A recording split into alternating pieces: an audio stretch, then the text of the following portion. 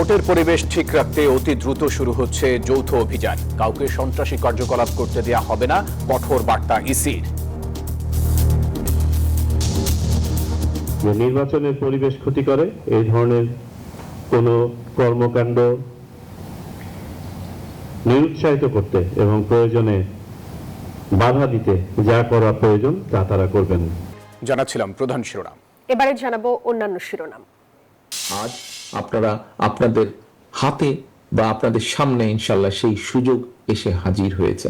আবার আমাদের দেশটাকে ধ্বংসের কিনারা থেকে গড়ে তুলতে হবে। আওয়ামী লীগের ধ্বংসস্তূপ থেকে দেশকে ফের গড়তে চান তারেক রহমান। বগুড়ায় বিএনপি চেয়ারপারসন ও তার পক্ষে মনোনয়নপত্র সংগ্রহ। ষড়যন্ত্র করে হাদিকে সরানো হয়েছে, মন্তব্য জামায়াত আমিরের।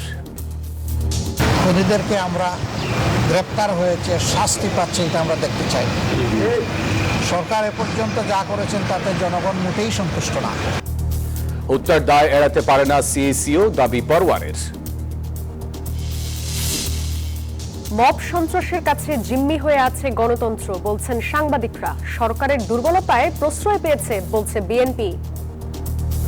প্রথম আলো, ডেইলি স্টার যেভাবে জ্বালিয়ে দেওয়া হয়েছে, পুড়িয়ে দেওয়া হয়েছে, তাদের এই জায়গায় ভূমিকাটা প্রশ্নবিদ্ধ। দিল্লিতে হাইকমিশনে হামলার চেষ্টা নিয়ে ভারতের প্রেস নোট প্রত্যাখ্যান ঢাকার। রাষ্ট্রদূতকে হত্যার হুমকিতে উদ্বেগ।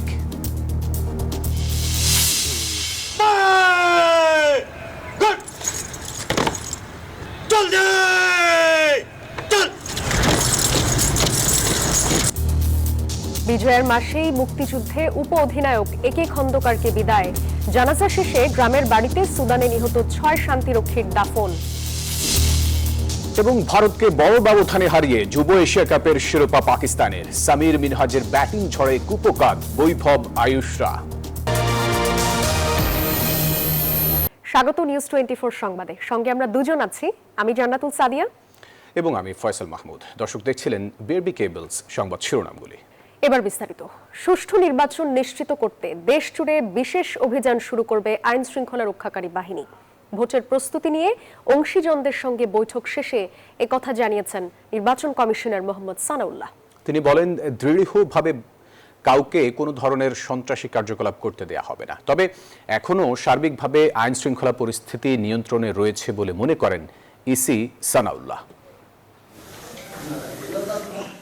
সবকিছু ঠিকঠাক থাকলে আসছে ফেব্রুয়ারিতে হচ্ছে জাতীয় সংসদ নির্বাচন। শেখ হাসিনার আমলে টানা 3টি নির্বাচনে সুষ্ঠু পরিবেশ না থাকায় এবারের ভোট নিয়ে ব্যাপক আগ্রহ আছে জনমনে। তবে রাজনৈতিক অস্থিরতা সহ আরো নানা কারণে নির্বাচনী শঙ্কার কথাও বলছেন কেউ কেউ। অন্তর্বর্তীকালীন সরকার যদি ভোটের সুষ্ঠু পরিবেশ তৈরি করতে পারে, মানুষ 99% ভোট সেন্টারে যাবে এবং তাদের মতামত ব্যক্ত করবে। প্রতিদিন মারামারি, খুন, এর মধ্যে আমরা কি সুষ্ঠু নির্বাচন পাবো কিনা এটা নিয়ে সন্দেহ প্রকাশ করতেছি। তবে ইসি মোহাম্মদ সানাউল্লাহ বলছেন, নির্বাচন নিয়ে কোনো ধরনের অনিশ্চয়তা বা শঙ্কা নেই। জানান, নির্বাচনের সুষ্ঠু পরিবেশ নিশ্চিত করতে দ্রুতই বিশেষ অভিযান শুরু করছে যৌথ বাহিনী। আরেকটি বিষয় আমরা সুনির্দিষ্টভাবে বলেছি, গোয়েন্দা সংস্থা সমূহকে, তাদের সাথে যেহেতু আলাদাভাবে আমাদের আরেকটা মিটিং আছে, আগামীকালকে হওয়ার কথা ছিল, সম্ভবত সেটা রিশিডিউল হয়ে পরশুদিন হবে। তাদেরকে নির্দেশনা দেওয়া হয়েছে যে শহীদ ওসমান হাদির ক্ষেত্রে যে ঘটনাটা ঘটেছে, আগে থেকে যতটুকু তথ্য জানা দরকার ছিল বা আমরা আশা করি সেটা কেন পারা গেল না, সেটা নিরূপণের নিরিখে ভবিষ্যতে এই ধরনের যে কোনো ধরনের সম্ভাবনা নাকচ করতে বা কমাতে, এই ধরনের প্রবণতা রোধ করতে যা যা ধরনের কর্মকাণ্ড হাতে নেওয়া দরকার তারা যেন সেগুলো নেন আইনের মধ্যে থেকে। তৃতীয় বিষয় যেটা আমরা নির্দেশনা দিয়েছি, যে এখন থেকে মাঠ পর্যায়ে যৌথ বাহিনী অপারেশন পুনরায় চালু হবে। সেই যৌথ বাহিনীর অপারেশনের অন্যতম লক্ষ্য হবে অবৈধ অস্ত্র ও গোলাবারুদ উদ্ধার, সন্ত্রাসীদের গ্রেফতার এবং আইনের আওতায় নিয়ে আসা। এর আগে সকালে সংসদ নির্বাচন ও গণভোট নিয়ে 3 বাহিনী প্রধানের সঙ্গে বৈঠক করে ইসি। জানান উৎসবমুখর পরিবেশে দৃষ্টান্তমূলক ভোট করতে সব ধরনের ব্যবস্থা গ্রহণ করছে নির্বাচন কমিশন। কিন্তু মাঠ পর্যায়ে নির্বাচনী কার্যক্রম চলমান আছে এবং অন্যান্য জায়গায় নির্বাচনী পরিবেশ নিয়ে সন্তুষ্টি প্রকাশ করা হয়েছে। যে ঘটনাগুলো তার মধ্যে ঘটছে সেগুলো স্বরূপ সম্বন্ধে আমরা জানতে চেয়েছি, এগুলোর সাথে নির্বাচনের কোনো সংশ্লিষ্টতা আছে কিনা এবং নির্বাচনী পরিবেশের উপরে কোনো প্রভাব ফেলছে কিনা সেগুলো নিয়ে আলোচনা হয়েছে। রাজনৈতিক দল ও প্রার্থীদের প্রতি সহনশীল আচরণ করার আহ্বান জানায় ইসি। বলেন, যেখানে নির্বাচনী পরিবেশ ব্যাহত হবে তাৎক্ষণিকভাবে জানাতে হবে আইন শৃঙ্খলা রক্ষাকারী বাহিনীকে। নামির আহমেদ, নিউজ 24, ঢাকা। অতীতেও দেশকে ধ্বংসের কিনারা থেকে রক্ষা করেছে বিএনপি, এবারও করবে। সামনে কঠিন সময়, আর এজন্য সবাইকে ঐক্যবদ্ধ থাকতে হবে বলে মন্তব্য করেছেন বিএনপির ভারপ্রাপ্ত চেয়ারম্যান তারেক রহমান। তিনি বলেন, আওয়ামী লীগ 16 বছরে দেশকে ধ্বংস করে ফেলেছে, বিএনপি ক্ষমতায় গেলে পুনরায় দেশ করবে। রোববার বগুড়া জেলা বিএনপির উদ্যোগে জুলাই শহীদদের স্মরণে ডিজিটাল স্মৃতিস্তম্ভ উদ্বোধনী অনুষ্ঠানে ভার্চুয়ালি যোগ দেন বিএনপির ভারপ্রাপ্ত চেয়ারম্যান তারেক রহমান। নেতাকর্মীদের সতর্ক করে তারেক রহমান বলেন, সামনে অত্যন্ত কঠিন সময় আসছে।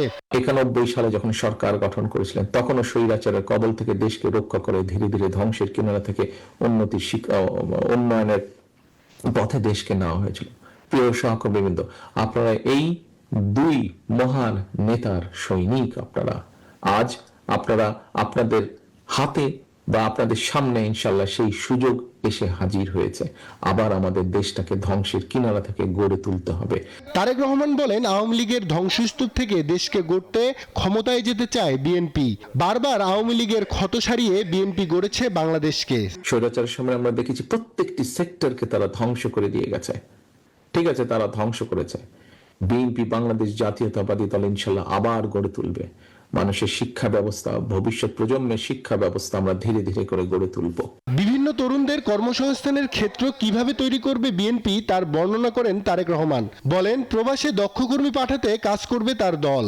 আমরা তাদেরকে ভাষা শিক্ষা দেব, তাদেরকে বিভিন্ন প্রকার ট্রেনিং আমরা দেব, যেই কাজটি সে গিয়ে ওখানে সহজে যাতে সে চাকরি পেতে পারে। অতীতের ন্যায় এবারও বিএনপি সফল হবে এবং দেশ একটি স্থিতিশীল ও গণতান্ত্রিক ধারায় ফিরে আসবে বলেও জানান তারেক রহমান। লক্ষ্য উদ্দেশ্য সামনের দিনে একটাই, করব কাজ, গড়ব দেশ, সবার আগে বাংলাদেশ। আব্দুল্লাহ মামুন, নিউজ 24, ঢাকা। এবার জেডএসআরএম নির্বাচনের পথে।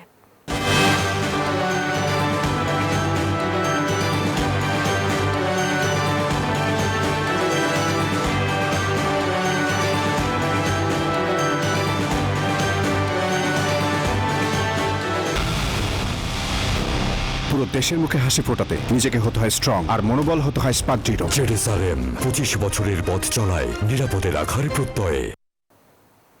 বগুড়ার 7 আসনে বিএনপি চেয়ারপারসন বেগম খালেদা জিয়ার পক্ষে মনোনয়নপত্র উত্তোলন করেছেন চেয়ারপারসনের উপদেষ্টা হেলালুজ্জামান তালুকদার লালু। দুপুরে জেলা নির্বাচন কর্মকর্তার কার্যালয় থেকে মনোনয়নপত্র উত্তোলন করা হয়। এই সময় বিএনপি নেতারা বলেন, বিপুল ভোটে বেগম খালেদা জিয়াকে বিজয়ী করতে জনগণ মরিয়া হয়ে আছে। এদিকে ফেনী 1 আসনেও বিএনপি চেয়ারপারসন ও সাবেক প্রধানমন্ত্রী খালেদা জিয়ার পক্ষে মনোনয়নপত্র সংগ্রহ করা হয়েছে। বিকেলে জেলা প্রশাসকের কার্যালয় থেকে মনোনয়নপত্র সংগ্রহ করেন বিএনপির নির্বাহী কমিটির সদস্য আবু তালেব।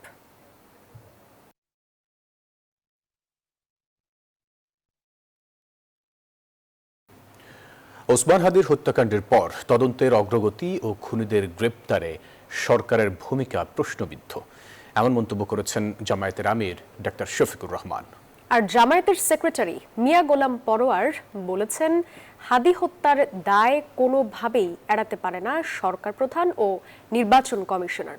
রোববার রাজধানীতে আলাদা অনুষ্ঠানে তারা এমন মন্তব্য করেন। বিস্তারিত রিপোর্টে। জাতীয় কবির সমাধির পাশে দাফনের পরের দিনই ওসমান হাদির কবর জিয়ারত করলেন জামায়াত আমির ডাক্তার শফিকুর রহমান।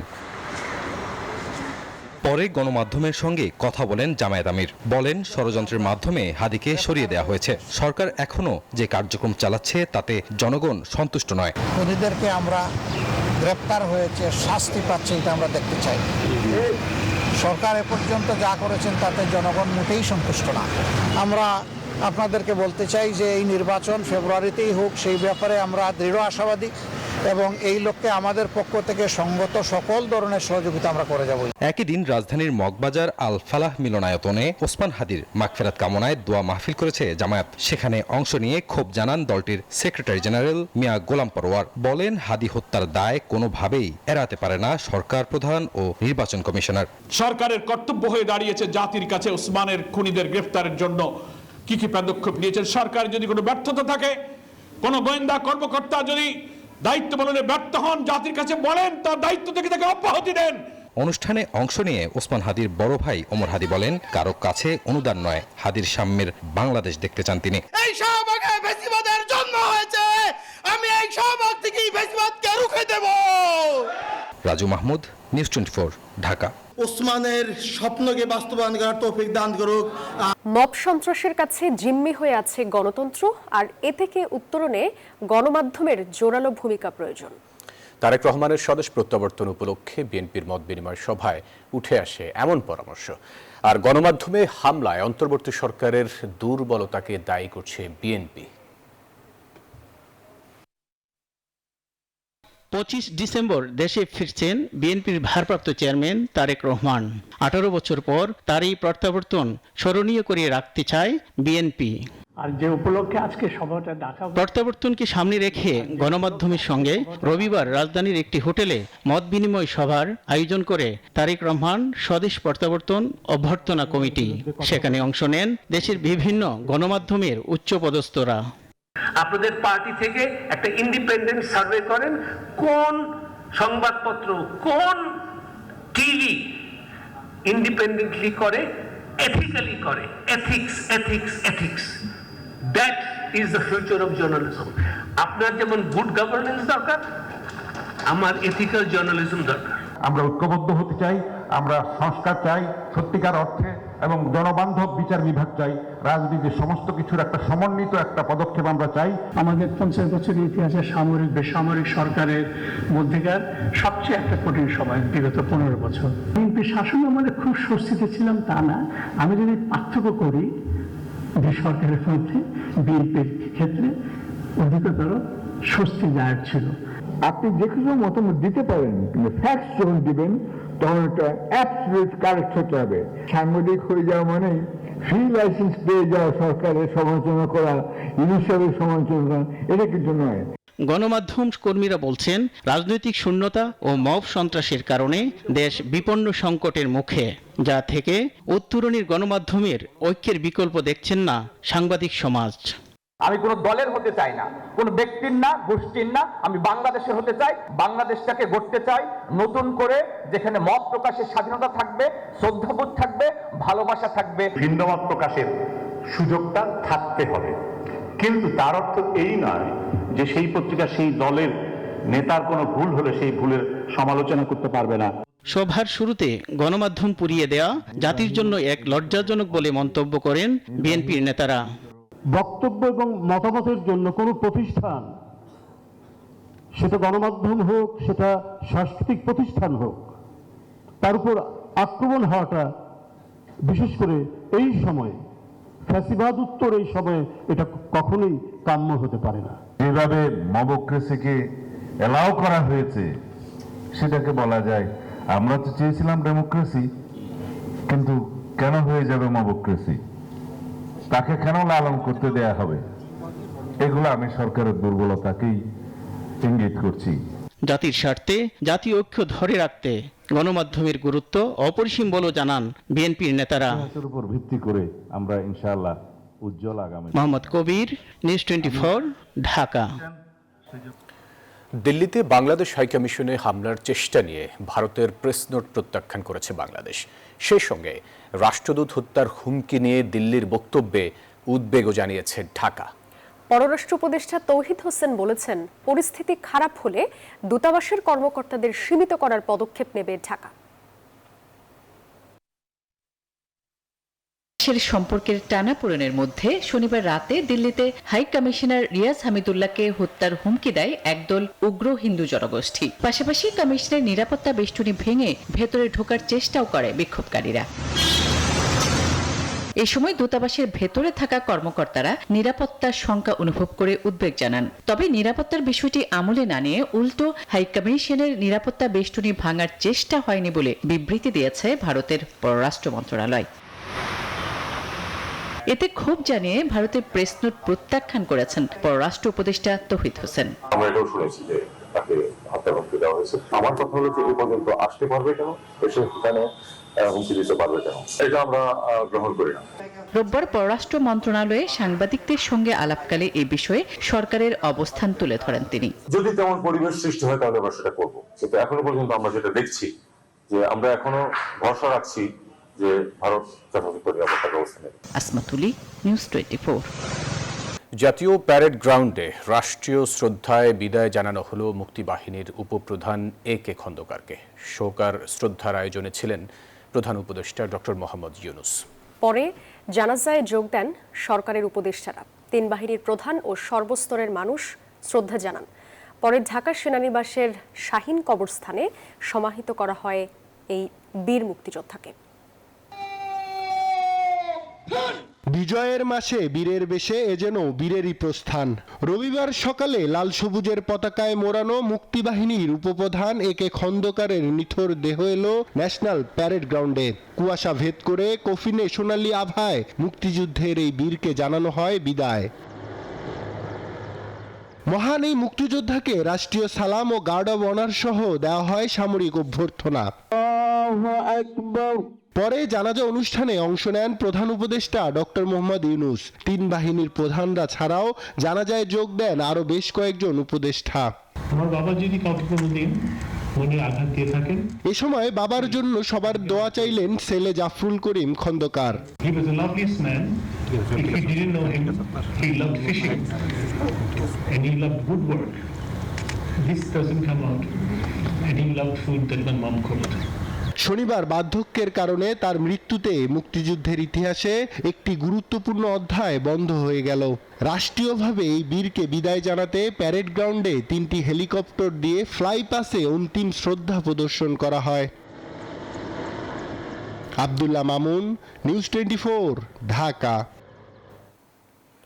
জাতিসংঘ মিশনে অংশ নিয়ে সুদানে নিহত 6 সেনা সদস্যের দাফন তাদের নিজ নিজ গ্রামের বাড়িতে সম্পন্ন হয়েছে। এর আগে কুড়িগ্রামের নিহত 2 বীর সেনা সদস্য মমিনুল ইসলাম ও শান্ত মণ্ডলের মরদেহ হেলিকপ্টার যোগে উলিপুর ও রাজারহাটে তাদের গ্রামের বাড়িতে নিয়ে যাওয়া হয়। মরদেহ গ্রামের বাড়িতে পৌঁছলে সেখানে নেমে আসে শোকের ছায়া। পরে যথাযথ সামরিক মর্যাদায় তাদের সমাহিত করা হয়। এছাড়াও কিশোরগঞ্জের সেনা কর্মকর্তা জাহাঙ্গীর, রাজবাড়ীতে সেনা সৈনিক শামীম রেজা, নাটোরের কর্পোরাল মোহাম্মদ মাসুদ রানা এবং গাইবান্ধার লন্ড্রি কর্মচারী মোহাম্মদ সবুজ মিয়ার নামাজে জানাজার পর তাদের গ্রামের বাড়িতে যথাযথ সামরিক মর্যাদায় সমাহিত করা হয়।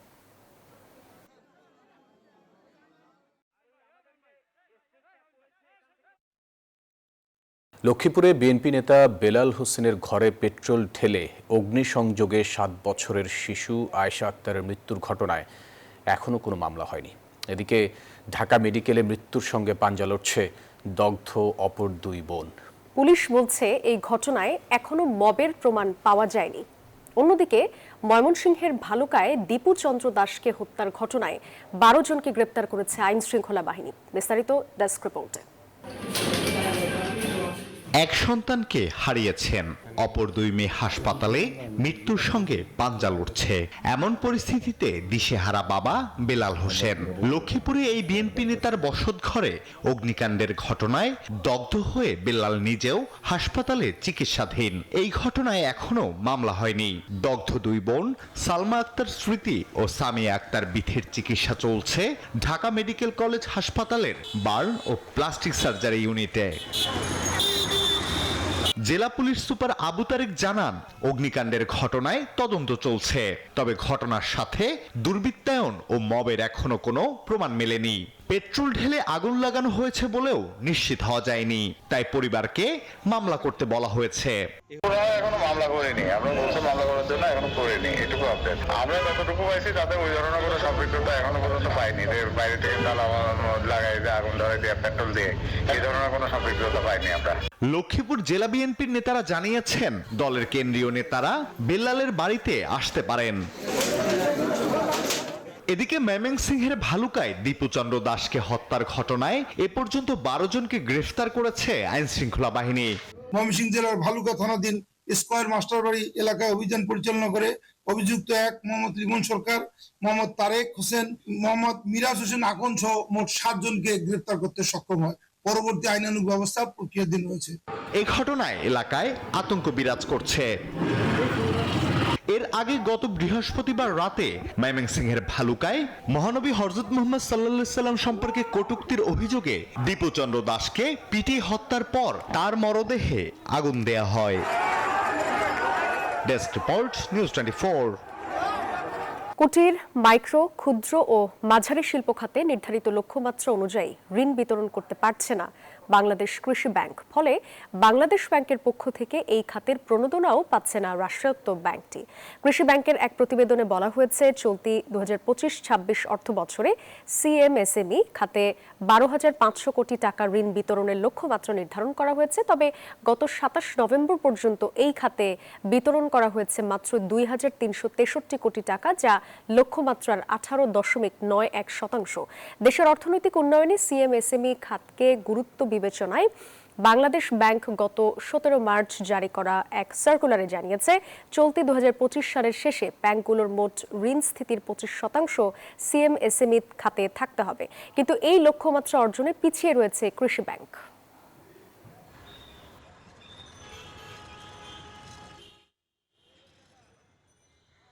পাকিস্তানের সাবেক প্রধানমন্ত্রী ইমরান খানের 17 বছরের কারাদণ্ডের রায়ে দেশ জুড়ে সাধারণ মানুষের মধ্যে ক্ষুব্ধ প্রতিক্রিয়া দেখা গেছে।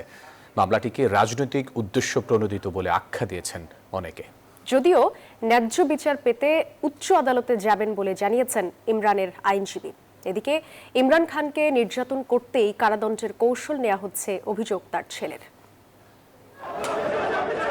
তোষাখানা দুর্নীতি মামলায় পাকিস্তানের সাবেক প্রধানমন্ত্রী ইমরান খান ও তার স্ত্রী বুশরা বিবিকে 17 বছরের কারাদণ্ড দিয়েছেন দেশটির একটি আদালত, যা নিয়ে প্রতিক্রিয়া জানান দেশটির সাধারণ মানুষ। এমন রায়কে রাজনৈতিক উদ্দেশ্য প্রণোদিত বলে আখ্যা দেন অনেকে। একতরফা রায় আখ্যা দিয়ে ক্ষোভ প্রকাশ করেন তারা। ইমরান খানের আগের প্রধানমন্ত্রীরাও সরকারি ভান্ডার থেকে উপহার নিয়েছিলেন, অথচ নির্দোষ ইমরান খান ও তার স্ত্রীকে কারারুদ্ধ করা হয়েছে। আমরা সরকারের কাছে আহ্বান জানাই, তার প্রতি এই অবিচার করবেন না। সরকারি প্রতিহিংসামূলক কর্মকাণ্ডকে সমর্থন না করার কথা জানায় দেশটির জামাতে ইসলামী পার্টি। ইমরান খানের বিরুদ্ধে দায়ের করা মামলাগুলো রাজনৈতিক উদ্দেশ্য প্রণোদিত। বল প্রয়োগ ও রাজনৈতিক মামলার মাধ্যমে সাজা প্রদান কোনো সমস্যার স্থায়ী সমাধান নয়। তবে উচ্চ আদালতে ন্যায্য বিচার পাবেন বলে আশাবাদী ইমরান খানের আইনজীবী সালমান সফদার। এদিকে কারাবন্দী পিটিআই প্রতিষ্ঠাতা ইমরান খানের ছেলে কাশিম ও সুলাইমান অভিযোগ করেন, তাকে কারাগারের সম্পূর্ণ আলাদা রাখা হচ্ছে, একে স্পষ্ট নির্যাতনের কৌশল বলেও আখ্যা দেন তারা। আফরিন মৌ, নিউজ 24। যুব এশিয়া কাপের ফাইনালে পুরোপুরি নাস্তানাবুদ ভারত। চিরপ্রতিদ্বন্দ্বীদের 191 রানের বিশাল ব্যবধানে হারিয়ে শিরোপা ঘরে তুলেছে পাকিস্তানের যুবারা। ব্যাট হাতে 172 রানের ঝলমলে ইনিংস খেলেন ম্যাচ সেরা পাকিস্তানি ওপেনার সামির মিনহাস। বেশ কয়েক বছর হলো জমে না ভারত পাকিস্তান জাতীয় দলের লড়াই। একতরফা ম্যাচ হলো এবার বয়সভিত্তিক দলে ভারতকে পাত্তা দিল না পাকিস্তানের যুবারা। চিরপ্রতিদ্বন্দ্বীদের উড়িয়ে দিয়ে ট্রফি হাতে উদ্বেলিত ইমরান খান, ওয়াসিম আকরামের উত্তরসূরিরা। দুবাই একাডেমি মাঠে টস হেরে ব্যাটিংয়ে পাকিস্তান, সেখানে ব্যাট হাতে ঝড় তুললেন সেই দলের ওপেনার সামির মিনহাজ। প্রতিপক্ষ বোলারদের গুড়িয়ে দিয়ে ছোটালেন 4 ছক্কার ফুলঝুরি। 17-4 ও 9 ছক্কায় খেললেন 172 রানের ঝলমলে ইনিংস। এছাড়াও আহমেদ হুসাইনের ব্যাট থেকে আসে 56, আর তাতে পাকিস্তান স্কোরবোর্ডে তোলে 8 উইকেটে 348 রান। জবাবে দলীয় 32 রানে বিদায় নেন ভারতীয় ক্যাপ্টেন আয়ুষ। হার্ড হিটারের তকমা পাওয়া বৈভবও এদিন শুরুর ধারাবাহিকতা ধরে রাখতে পারলেন না। 10 বলে 26 রানে তিনিও সাজঘরে। এরপর নিয়মিত বিরতিতে উইকেট হারলে 100 পার হওয়ার আগে 7 উইকেট নেই ভারতের। শেষ দিকে দ্বীপে 16 বলে 36 রান করলেও ভারতের ইনিংস গিয়ে ঠেকে 156 রানে। আলীরা জানেন 4 উইকেট। শুভদেবনাথ, নিউজ 24। এই ছিল নিউজ 24 সংবাদে। ধন্যবাদ সবাইকে সাথে থাকার জন্য।